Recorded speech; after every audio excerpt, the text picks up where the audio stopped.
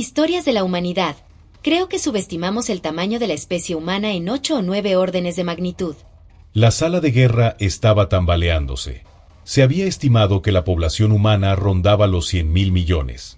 Apenas deberían haber tenido suficiente economía para desplegar 2 cruceros ligeros, y menos aún la maldita armada que estaba asolando los mundos interiores. Después del ataque Alfa, la flotilla humana debería haber quedado completamente paralizada. En cambio, el número de naves que estaban desplegando siguió creciendo. Tannhäuser fue el primer objetivo atacado por un humano, y reportaron 17 naves antes de perder las comunicaciones. Atikan fue atacada solo 3 días después, pero sus informes ya mostraban números por encima de 90.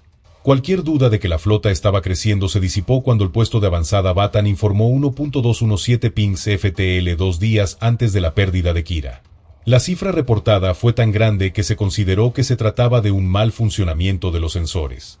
Se perdieron 25.000 millones de almas, todo porque nadie en la sala de guerra pudo enfrentar la realidad. Ahora iban a enfrentarse a la situación. El kirariano que tenían delante era el ingeniero principal de sensores del puesto avanzado de Batan, un especialista con más experiencia en el análisis de rutas espaciales que de naves de guerra.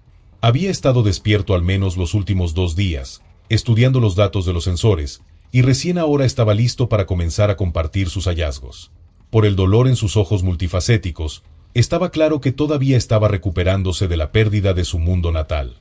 Al ver que había captado la atención de la sala, comenzó a hablar. Las unidades de traducción que cada miembro del Consejo de Guerra había implantado experimentaron un momento de retraso mientras luchaban por convertir el zumbido tonal casi musical de la lengua kirariana en un lenguaje galáctico más común. Los datos más simples que se pueden analizar a partir de un pulso FTL son la distancia que recorrió la nave antes de descender a la fase sublumínica. El espacio contraído frente a la nave atrapa pequeñas partículas, incluso la luz misma, durante un breve periodo, comprimiendo su longitud de onda y luego liberándola cuando el campo se desactiva. La sala de guerra asintió. La explicación era ligeramente técnica, pero cualquiera que hubiera viajado en un transbordador superlumínico antes conocía los peligros de salir de superlumínico directamente frente a su destino de origen. Bombardear su estación de origen con una ola de rayos alfa, beta y ultravioleta no era una bienvenida cálida. El ingeniero continuó. El problema con esto es que estamos acostumbrados a que la mayoría de los pings estén en el espectro ultravioleta. No estamos completamente seguros de cuál era el espectro de las señales que obtuvimos de las naves porque la estación Batan solo puede detectar hasta el rango gamma bajo, pero ese es el rango en el que se detectaron la mayoría de los pings superlumínico de los humanos. Eso es al menos 10.000 millones de veces la frecuencia a la que estamos acostumbrados. Dado que la frecuencia de la ráfaga se puede modelar aproximadamente multiplicando la radiación media por unidad de distancia por la longitud del camino, eso implicaba una de 2 cosas: que las naves humanas estaban viajando a través de áreas con 10.000 millones de veces el flujo de fondo estándar, o que estaban viajando distancias extragalácticas. El ingeniero se detuvo unos segundos ante esa declaración. El dolor de la pérdida todavía brillaba en sus ojos de piedra preciosa, pero algo más inmediato comenzaba a cobrar protagonismo: el miedo. Porque la nave básicamente está lanzando. Bueno, normalmente sería la radiación cósmica de fondo de los próximos 3 o 4 días. En nuestro caso, son más bien varias décadas. Pero como simplemente te está dando un adelanto de la radiación cósmica de fondo normal, puedes rastrear el vacío en el ruido de fondo de los próximos días para determinar el vector de aproximación de la nave. Las 1.217 naves que llegaron no venían del mismo lugar. En realidad, había cientos de vectores convergentes, pero lo más importante. Se quedó en silencio y un pequeño modelo 3D del espacio local apareció en el centro de la mesa holográfica.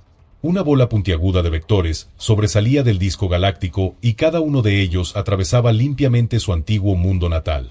Su voz se quebró un poco y el zumbido se convirtió en un siseo. El técnico traductor también se detuvo un momento, tratando de transmitir las sutiles señales emocionales del mensaje. Todos están saliendo del disco galáctico. Eso no significa que estemos rodeados, ni que nos superen en número. Significa que cada ataque que hemos visto hasta ahora proviene de un grupo completamente diferente. Lo que hemos estado confundiendo con flotas, creo, son simplemente los primeros hilos de sus fuerzas exploratorias. Ninguno de los sitios que han atacado ha tenido una importancia estratégica significativa, solo han sido sitios con señales de salida inusualmente fuertes. Creo que solo están usando nuestras estaciones de transmisión como faros improvisados para su salto superlumínico. Creo que subestimamos el tamaño de la especie humana en 8 o 9 órdenes de magnitud. Se produjo un profundo silencio en la sala de guerra mientras se procesaba esa última frase. El ingeniero ya había salido por la puerta antes de oír que empezaba a cundir el pánico. Una parte de él se sentía un poco culpable. Probablemente hubiera sido más amable que salieran sin saber lo que les estaba por pasar. Aún así, no era frecuente que se pudiera obligar a personas con tanto poder a darse cuenta de que acababan de perderlo todo. Hubo una amarga satisfacción en eso.